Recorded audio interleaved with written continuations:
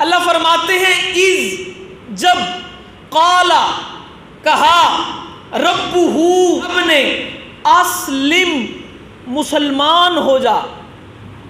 سامعین یہاں پہ میں توجہ چاہوں گا.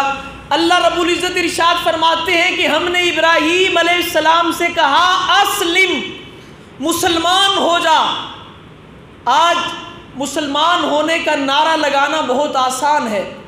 ہم بھی اے سی والی مسجد میں بیٹھ کر مسلمان ہونے کا نعرہ لگاتے ہیں اور لگانا.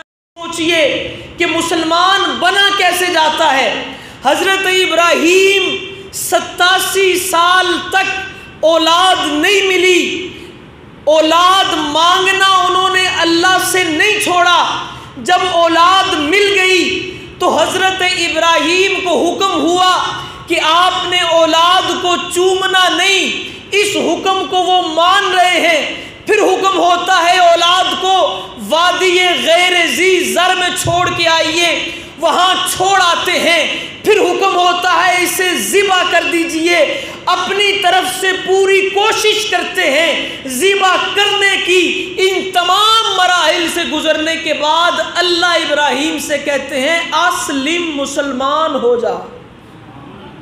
سامعین بڑی توجہ چاہوں گا. ہماری نظر میں مسلمان ہونا کیا ہے؟